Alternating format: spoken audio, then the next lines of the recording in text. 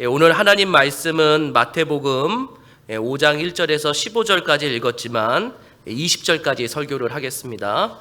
그리고 하나님 말씀의 제목은 목숨을 걸 만한 큰일이라는 제목으로 주의 말씀을 전하겠습니다. 성도 여러분들, 지금까지 살아가시면서 목숨을 걸 만한 일들을 몇 번이나 만나신 적이 있습니까? 그리고 목숨을 건다는 것이 도대체 어떤 의미가 있을까요?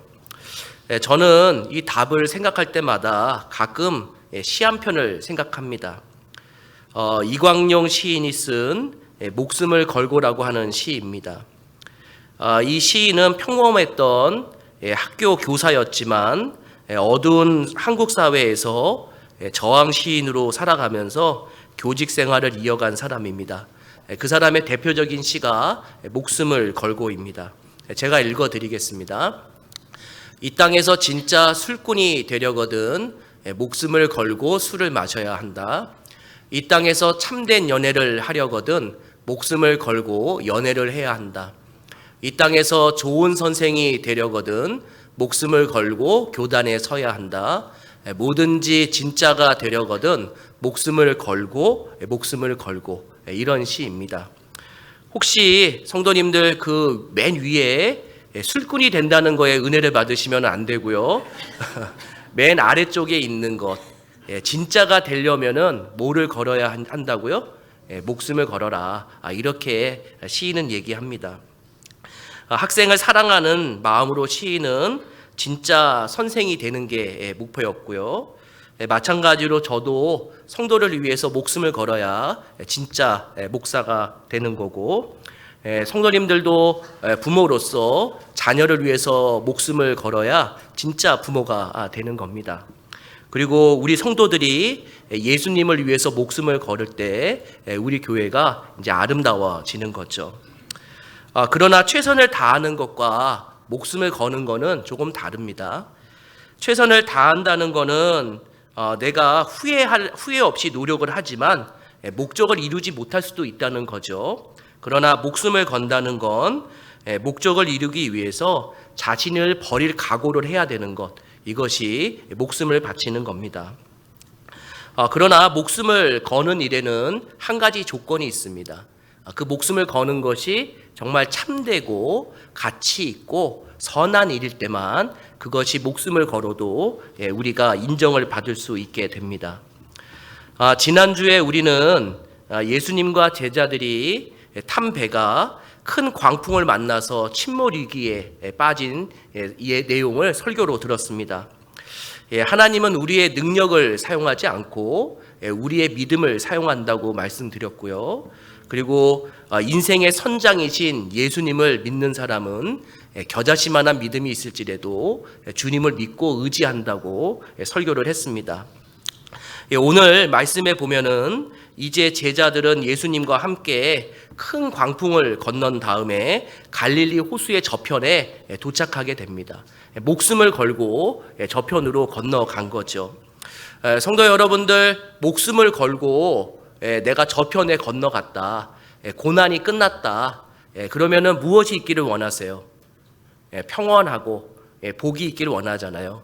근데 제자들도 아마 목숨을 걸고 호수를 건넜기 때문에 이제는 평안한 인생이 기다리고 있겠지, 또 지금은 이제 복된 것이 기다리고 있겠지, 이런 생각을 할 수 있었을 것 같습니다. 그들이 도착한 지역을 어디라고 얘기하냐면은 거라사인의 지방이라고 이렇게 얘기를 합니다. 우리 5장 1절 같이 읽겠습니다. 예수께서 바다 건너편 거라사인의 지방에 이르러. 아멘. 1절에 보시면은 우리 성경에는 예수께서 이렇게 되어 있는데 그 원어 성경에는 예수와 제자들이 함께 이렇게 되어 있습니다. 그러니까 예수님과 제자들이 이제 밤에 풍랑을 이기고 한 아침쯤에 이제 도착한 것 같습니다. 그때에 호수 절벽이 많고 돼지를 많이 키우는 거라사인의 지방에 도착하게 되는데, 성경에는 이제 가다라 지방이라고도 하고 그냥 요즘 말로는 히포스라는 곳에 도착하게 됩니다. 20절에 대가볼리라고 이렇게 지명이 있는데 이 거라사인의 지방 히포스는 데가볼리의 하나의 수도입니다. 이 데가볼리라는 뜻이 10개의 도시를 의미하는데 그 중에 하나가 히포스고 거기에 이제 예수님과 제자들이 도착을 한 겁니다. 이 데가볼리 지역은 요단 동편으로도 불렸습니다. 그 옛날 하나님이 느우벤 지파와 갓 지파와 므낫세 2분의 1 지파에게 이 땅을 허락하셨고 이 땅에서 목축업을 했죠. 풍요로운 땅이었습니다. 근데 실수로 이 땅이 이제 이방인에게 빼앗기게 됐어요. 예수님이 이 땅에 성육신하고 오시기 10년 전에 이스라엘 백성은 이 요단강 동편을 다시 회복하려고 했는데 그것이 잘 되지 않았습니다. 그래서 이 데가볼리에 있는 10개 도시가 동맹을 맺어서 이스라엘과 적대적인 이제 관계를 갖게 됩니다. 성도 여러분들, 이스라엘 백성들이 제일 싫어하는 동물이 뭘까요? 돼지예요, 돼지. 그래서 이 지역에 돼지를 제일 많이 키우게 됩니다. 이스라엘 백성들이 오는 거를 싫어하게 만드는 거죠.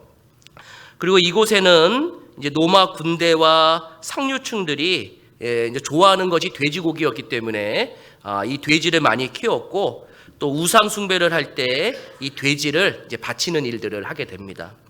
근데 배가 내리자마자 무슨 문제가 생기냐면은 귀신 들린 사람이 예수님께 찾아옵니다. 우리 2절에서 5절입니다. 같이 한번 읽겠습니다. 배에서 나오심에 곧 더러운 귀신 들린 사람이 사이에서 나와 예수를 만나니라.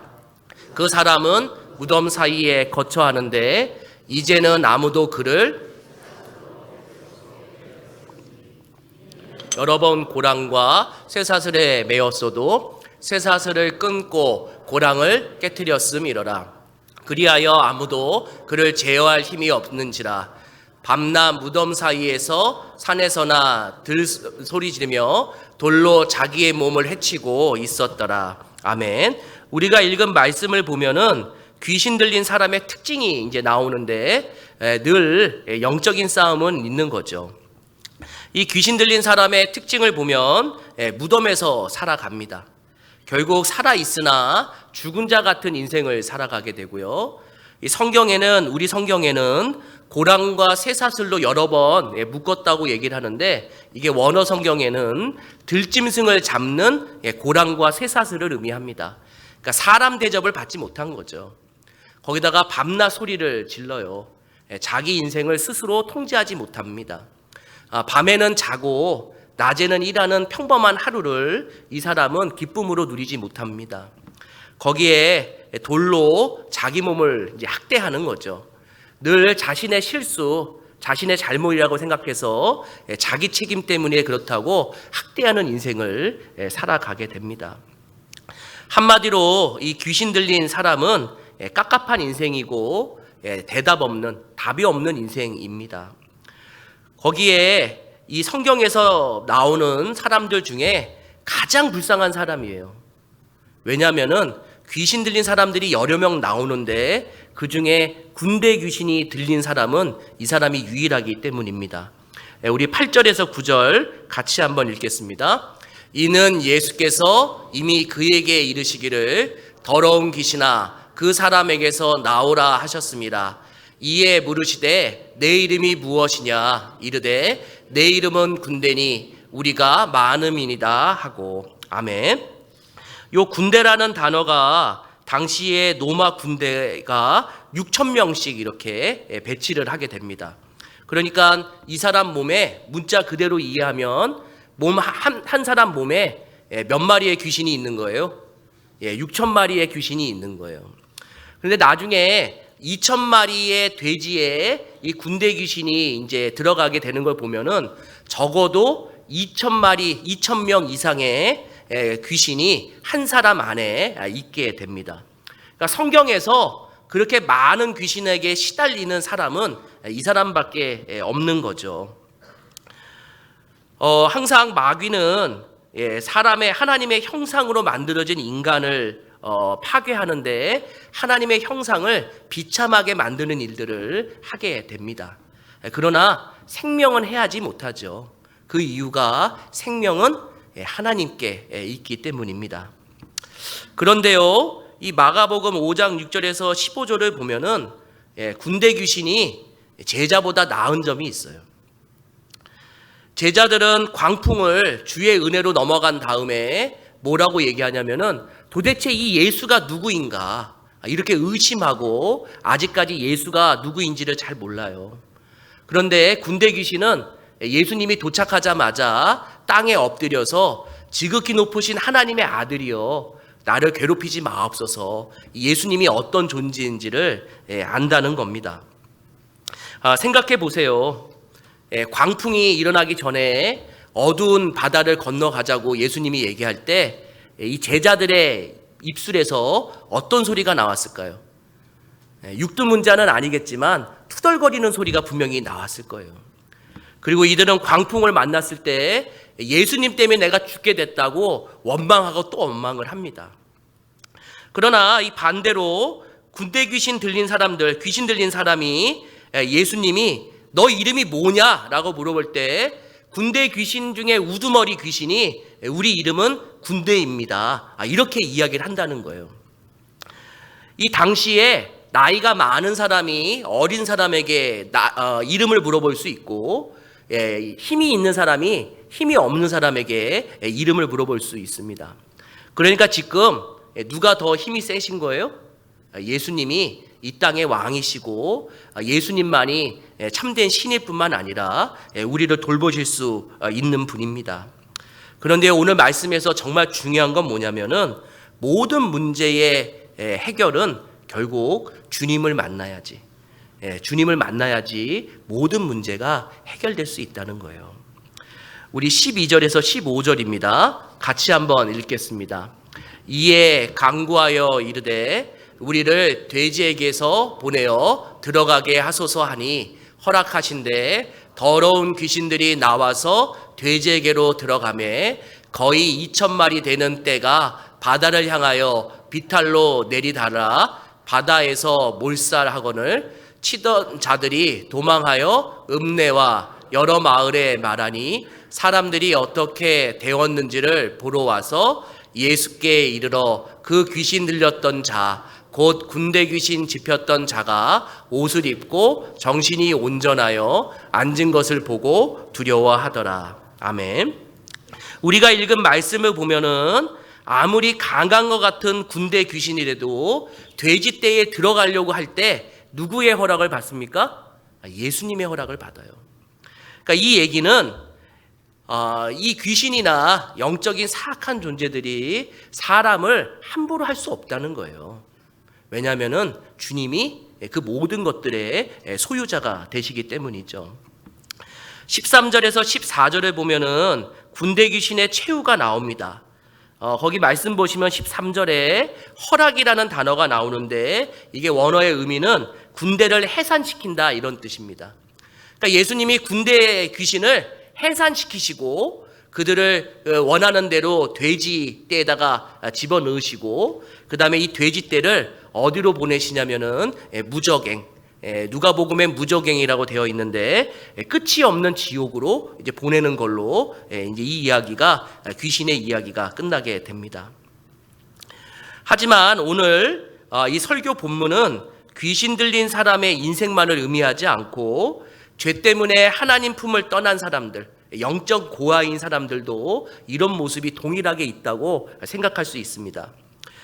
영성신학자 헨리 라우에는 영적 발돋움에서 이 귀신, 군대 귀신을 들린 사람을 보면서 이렇게 설명합니다. 우리는 군대에 귀신 들린 사람처럼 세상의 수많은 요구와 목소리에 시달리고 점령당했다. 그러므로 우리는 예수님의 음성을 들을 때만 온전한 인격체로 살아갈 수 있게 된다. 이렇게 얘기를 해요. 귀신이 들렸던 아니면 우리가 이 세상을 살아가면서 세상의 험한 꼴들을 보고 내 마음대로 살아가지 못하고 힘든 인생들을 살아가는데 그 모든 것들이 상관없이 결국 누구의 음성을 들어야지만 회복이 되냐면은 예수님의 음성을 들어야지 회복이 되는 거예요. 성도 여러분들, 답이 없어요. 교회에서는 오로지 뭐만 이야기하냐면은 주 예수를 믿으라고만 얘기를 해요. 왜냐하면 이 답 외에는 우리의 인생을 복되게 만들고 예수 외에는 우리의 인생을 지켜주는 그 어떤 분도 없기 때문입니다. 오늘 이 말씀을 보면은 귀신 들린 사람이 예수님을 만나서 온전하게 바뀌는 모습이 나옵니다. 사납고 미쳤다가 온순해지고 온전해져요. 예수를 만나서. 벌거벗은 삶을 살다가 예수를 만나서 정결하게 옷을 입는 인생이 됩니다. 그리고 밤낮 돌아다니다가 예수님을 앉으면서 청소적인 안정을 갖고 앉아있게 되고, 가정과 마을에서 버림을 받았다가 이 사람은 가정과 마을로 돌아가는 인생이 됩니다. 결국 이 사람은 항상 무엇을 원했냐면은 집으로 돌아가는 것, 내가 마을에 가서 친구 만나는 것, 이것이 이 사람의 소원이었는데 예수님을 만나서 그 소원을 이루게 되는 거죠. 예수님을 만나면은, 그 음성을 들으면은, 여기 성경에 보면은 온전해졌다고 얘기를 해요. 그러니까 우리의 가정도 예수를 만나야지만 온전해지고, 우리의 일터나 사업장도 예수를 붙들고 살아갈 때 그 사업장이 평온하고 온전하게 됩니다. 결국 이 말씀 속에서 우리 모든 문제의 기승전, 그 끝은 예수고, 또 백문일답에서 오직 답은 예수밖에 없어요. 오늘 말씀 5장을 같이 읽었는데 뭐 이상한 거 하나 발견하신 거 없으세요? 오늘 5장에 1장에서 20절까지 이상한 게 하나 있는데 제자들이 나타나질 않아요. 제자들의 말이 단 한마디도 없어요. 저번 주에 설교했지만 큰 광풍이 불 때도 제자들은 어쩔 수 없었어요. 그 광풍을 잠재우신 분은 누구세요? 예수님이세요. 우리 인생에 감당할 수 없는 고난이 올 때, 우리 인생에 자기의 능력으로 할 수 없는 엄청난 고난이 올 때 사람은 뭐밖에 할 수 없냐면은 주님께 엎드리는 방법밖에 없는 거예요. 그때 주님이 큰 광풍에서의 그 배를, 흔들리는 배를 평온케 하실 수 있는 분, 그분 예수밖에 없어요. 그리고 오늘 말씀에서도 나를 얽매고 있는 수많은 것들을 풀어줄 수 있는 분은 딱 한 분이세요. 이 예수님. 사람의 힘이 아니라는 거예요. 오늘 만약에 제자들이 능력을 행했다면은 제자들이 한마디라도 해야죠. 광풍도 제자들이 아무것도 한 것도 없고, 오늘 귀신 들린 사람도 제자들은 아무것도 할 수 없었던 거예요. 사람은 할 수 있는 게 없어요. 예수 외에는 우리는 답이 없어요. 그렇게 연약한 자들이에요. 그런데 오늘 이 말씀에서 생각해 봐야 될 게 있어요. 제자들의 마음이에요. 제자들의 마음. 제자들이요, 예수님과 자기 힘으로는 안 했지만 예수님과 함께 목숨을 걸고 지금 이 땅에 왔어요. 그러면은 제자들 마음속에는 무엇을 기대했을까요? 제가 하나님이면은 여기 돼지 많잖아요. 돼지 잡아가지고 삼겹살 파티를 해줄 것 같아요. 야, 너 광풍 건너는데 수고했어. 삼겹살 먹고 힘내. 그럴 것 같아요. 그런데 광풍을 지난 다음에 또 뭐가 나타나요? 군대 귀신이 나타나요. 이들 이 고난이 벗어나면은 나에게 복된 것이 올 거라고 생각했고, 이 고난이 넘은 다음에 좋은 것이 기다리고 있다고 생각을 했는데, 아니나 다를까 또 군대 귀신이 자기를 기다리고 있는 거예요. 처음에 이 제자들이 군대 귀신을 보고 두려워했겠죠. 근데 예수님이 군대 귀신을 물리쳤어요. 그 다음부터 제자의 마음이 어떨까요? 성도님들, 짜증이 나기 시작해요. 짜증이. 예수님이 군대 귀신을 이긴 다음에 한 사람을 온전하게 만들었는데 제자들 마음속에는 짜증이 나기 시작해요. 왜 짜증이 날까요? 내가 이 사람 한 명 구하려고 내 목숨을 건 거예요. 이 사람 한 명 구하려고 12명의 목숨을 건 거예요. 이 사람 이스라엘 사람도 아니에요. 이방인이에요. 이방인. 구원받지 못할 것 같은 사람. 거기다가 귀신 들려가지고 버려진 사람, 이 사람 하나 구하기 위해서 13명, 예수님까지 포함한 13명의 목숨을 걸고 이 땅에 왔어요. 이 땅에. 이게 말이나 돼요? 내 목숨을 걸고 이 하찮은 사람 한 명 구원하는 게 가당차요? 근데 주님은 이렇게 얘기하는 거예요. 목숨을 걸고 해야 될 일이 뭐냐면은 한 사람을 온전케 하는 거예요. 한 사람을 온전케 하는 이유가 왜 중요한지 아세요? 한 사람 한 사람이 천하보다 귀한 존재이기 때문이에요. 여기 있는 모든 분들 왜 주님이 구원 베푸셨는지 아세요? 천하보다 귀한 존재이기 때문에. 사람에는 구별이 없잖아요. 너희도 구원 받았으니까 이 제자들에게 지금 알려주고 싶은 건 뭐냐면은 그 한 영혼도 천하보다 귀하니까 목숨을 걸 만한 가치가 있다는 것을 알려주고 있습니다. 우리 17절에서 20절입니다. 같이 한번 읽겠습니다. 강구하더라. 예수께서 배에 오르실 때에 귀신 들렸던 사람이 함께 이기를 강구하였으나 지고 그에게 이르시되 집으로 돌아가 주께서 내게 어떻게 큰 일을 행하사 너를 불쌍히 여기신 것을 내 가족에게 알리라 하시니 그가 가서 예수께서 자기에게 어떻게 큰 일을 행하셨는지를 데가볼리에 전파하니 모든 사람이 놀랍게 여기더라. 아멘. 오늘 설교 제목이 목숨을 걸 만한 큰일이에요. 성도 여러분들, 큰일하면 어떤 게 생각나세요? 내가 성공하는 일이 큰일이죠. 내 이름이 높아지는 게 큰일이죠. 내가 잘 먹고 잘 사는 게 큰일이에요. 근데 성경은 그런 인생을 가리켜서 욕심쟁이라고 얘기를 해요. 성경에서 말하는 큰일은 뭐냐면은 한 사람을 온전케 하는 게 큰일이에요. 여기 우리가 지금 보셨지만 성경에서 19절에서 20절을 보면은 큰일이라고 나와요. 큰일이란 단어가 2번 나와요. 성도 여러분들, 예수님이 말씀하신 그 큰일이 뭐겠어요? 이 큰일은 한 영혼을 구원하는 게 큰일이에요.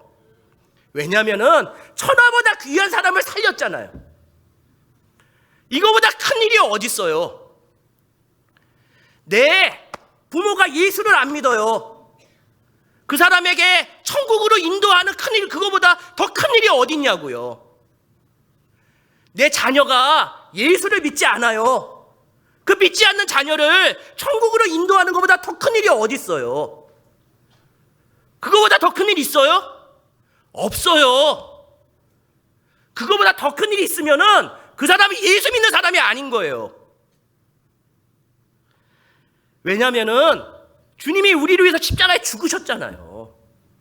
그 십자가의 사랑이 큰일이고 우리도 그 사랑을 받았기 때문에 남을 위해서 희생하고 한 사람을 살리기 위해서 최선을 다하고 다 하는 거예요.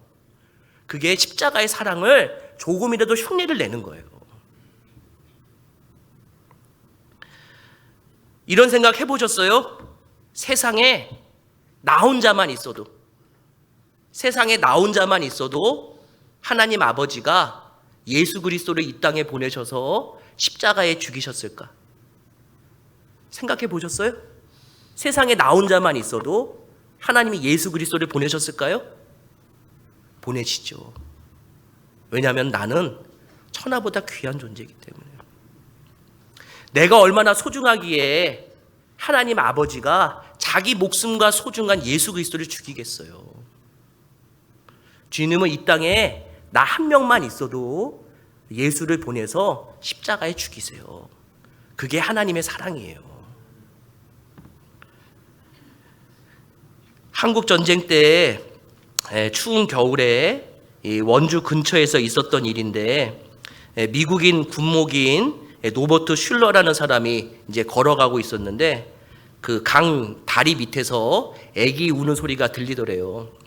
그래서 막상 거기에 딱 가봤더니 어떤 한 엄마가 알몸으로 이제 얼어 죽었는데 자기 옷을 다 벗어서 자기 아이를 감싸가지고 이 아이를 추위에서 이기게 하려고 자기 옷을 다 벗어서 이 아이한테 입힌 거예요. 그러니까 이 아이는 살아난 거죠. 그때 이 슐로 목사님이 무엇을 생각했냐면은 어미도, 육신의 어미도 자기 자식을 살리기 위해서 목숨을 내놓는데 하나님 아버지가 자기 자녀들을 살리는데 예수를 죽이는 것이 이것이 정말로 맞는 일이구나, 이런 생각을 했다는 거예요. 그런데요, 이 마을 사람들 한번 생각해 보세요. 이 마을 사람들 제일 고칠 거리가 뭘까요? 군대 귀신 들린 사람 아니에요? 마을이 조용할 만하면은 내려와가지고 시끄럽게 만들고, 잠을 자려고 하면은 소리 지르고, 좀 평안할 만하면은 해코지하고. 이 마을 사람들은 이 군대 귀신 들린 사람만 어떻게 좀 없어지면은 마을이 평안할 것 같아요. 근데 주님이 군대 귀신 들린 사람을 회복시키셨어요. 근데 돈이 조금 들었어요. 얼마가 들었어요? 돼지 2,000마리. 기뻐해야죠. 돼지 2,000마리를 버려서라도 한 사람이 살아났다면, 돼지 2,000마리를 죽여서라도 내 근심거리가 해결됐다면은 기뻐해야죠. 이 사람을 위해서 잔치를 해야죠. 근데 마을 사람들이 어떻게 하는지 아세요? 다른 돼지가 죽을까봐 예수 보고 이 마을에서 떠나라고 그래요. 이건 말이 안 되는 거예요. 어밀은 새 생명을 잉태하기 위해서 죽음을 각오하고 아이를 탄생합니다. 죽을 각오 없이면은 자궁에서 아이가 태어나지 않아요. 마찬가지로 교회도 어머니의 자궁이라는 별명을 갖고 있어요. 교회가 영혼을 온전케 만드는데, 한 사람을 구원하는데 교회가 온 힘을 쏟아내지 않으면은 그건 교회가 아니에요. 가짜예요, 가짜. 돼지 2,000마리를 동원해서 한 영혼이 살았다면은 우리도 이만한 가치를 들어서라도 한 영혼을 살려도 그거는 주님의 칭찬을 받을 일인 거죠. 우리는 다음 주에 지역 봉사를 해요. 어린이들을 위해서 나라라 새들아라고 하는 프로그램을 토요일 날 해요.